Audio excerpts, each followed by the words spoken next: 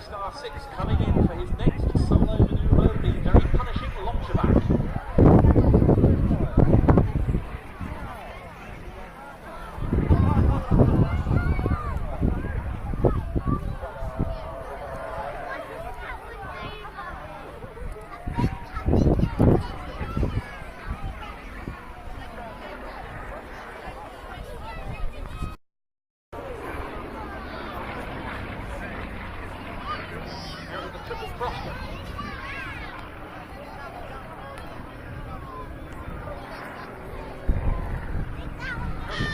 Break there.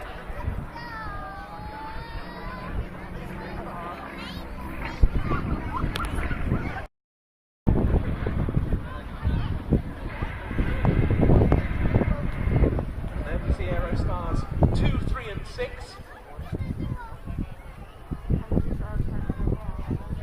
Flying a very neat line abreast loop.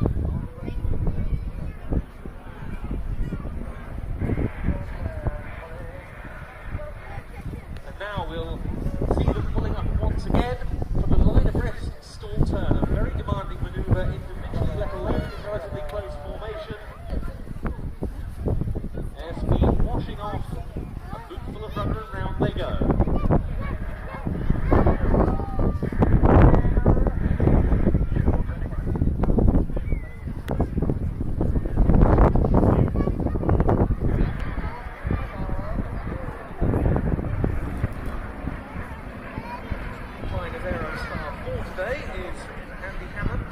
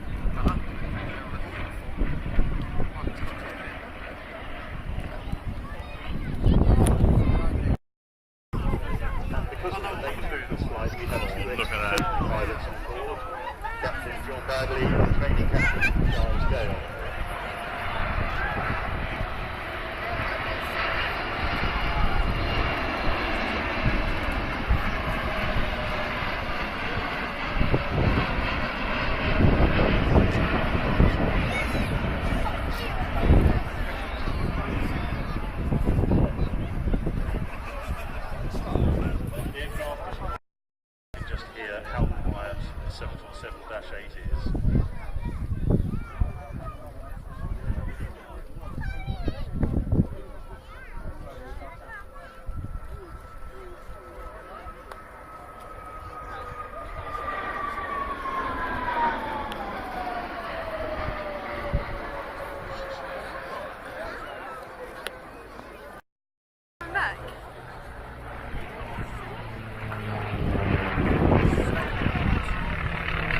What a distinctive engine note on the bike. It sounds fantastic when it's really got wound up. That's from a right R80 2011 radial, 1350 horsepower, the automatic topmost on this particular variant of that engine. Robert conceived the F4F as a biplane, but at the same time another American company called Brewster was developing a US Navy called the F2A. Realised that its F4F would be inferior, so it redesigned it into a monoplane.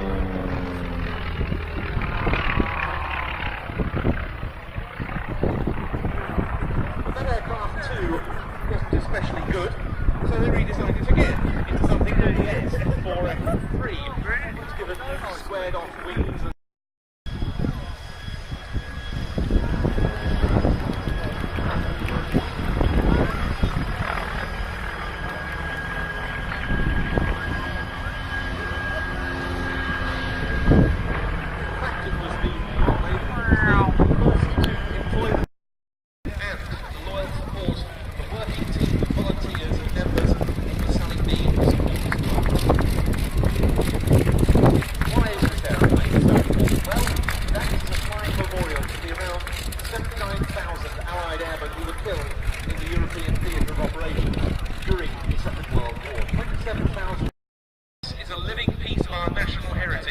and must be preserved for the enjoyment and education of today's and future generations.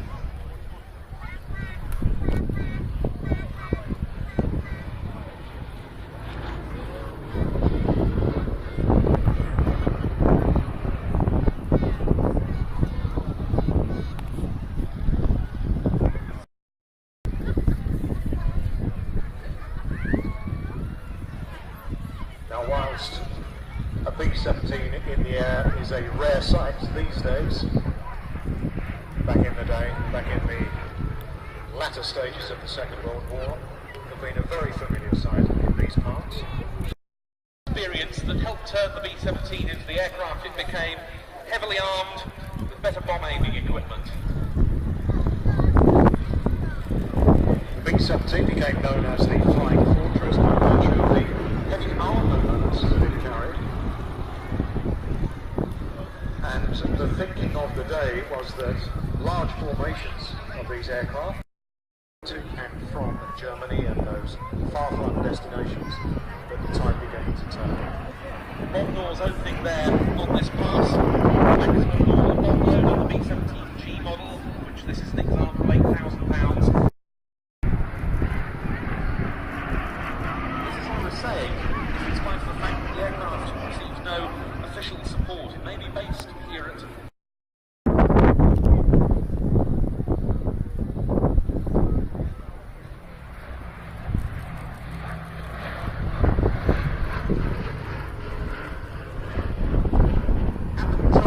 of that the same man who flew the B-25.